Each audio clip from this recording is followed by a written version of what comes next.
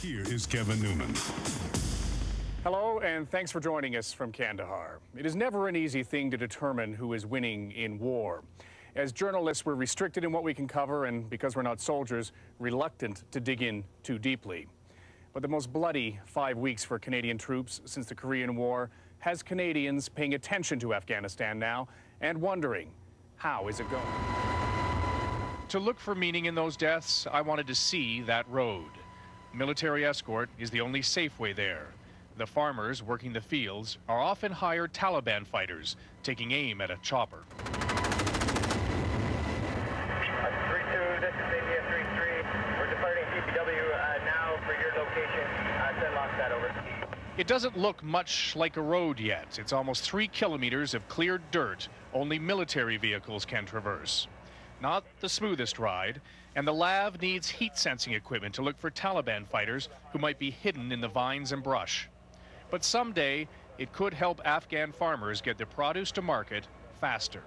You know, in the end, it's going to be straight, and the purpose behind it being straight is that you don't need too many troops. Taliban has reverted back to the tactics of an insurgency, borrowing ideas from jihadists in Iraq and the Middle East, suicide bombers and rocket attacks.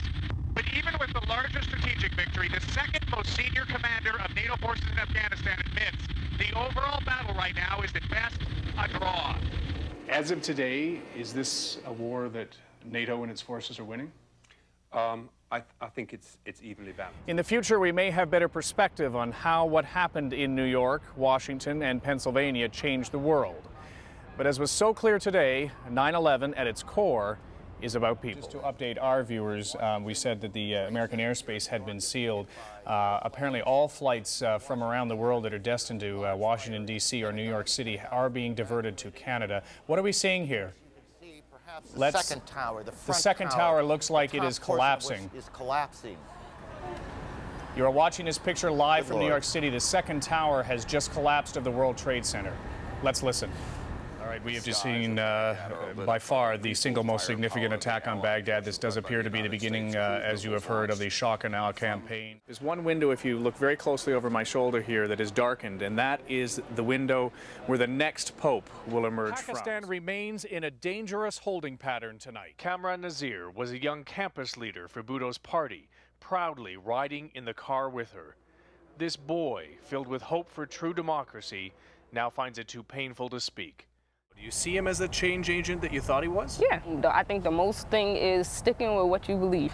And if he sticks with that, he sticks with his whole change theme and what the theme that how he grabbed everybody in. If he keeps it that way, there should be no competition with his book. Live from Washington, here is Kevin Newman. Well, take a look at the enormous crowds who have gathered in Washington, D.C. to see their 44th president take the oath of office. We were on the streets 5 hours ago as the crowd started surging toward the Capitol Dome, and they have not stopped since.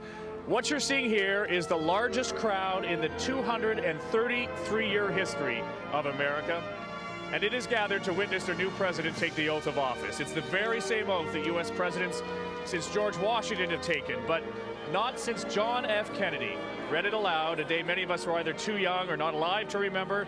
Have the words carried so much hope, so much promise, and so much potential. The election on for January 23rd. This place is going to be very quiet for the next 2 months. Harper is about to become Canada's 22nd Prime Minister. This one you can take to the bank. We are heading into a much more dynamic, a more unstable, and a more unpredictable political life in this country. Hi, and thanks for joining us. Even with the speed of this meeting, the G8 leaders have approved measures on a couple of important issues. Welcome back to Ottawa. You know, I was kidding the Bare Naked Ladies just before they performed here that Buckingham Palace must have looked twice when they saw in the itinerary that someone had arranged for the Queen to be entertained by Bare Naked Ladies. I think she'll be a little more, a little better behaved because there's a whole audience here of and there's loyal a protocol. subjects. There's a protocol when you meet rock and roll royalty, and I think she's been... no, not Queen, the Queen. Yeah. It's the Queen. Oh, it's the Queen? The Queen, yes. Oh. Just to be clear on that. Oh, because we were going to do Fat Bottom Girls. Maybe we shouldn't. I think Team Canada just scored.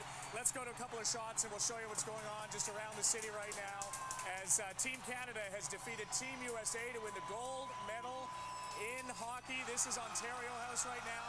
Sidney Crosby scoring the winning goal as this city, this country erupts. This is the 8th time that Canada has won a hockey gold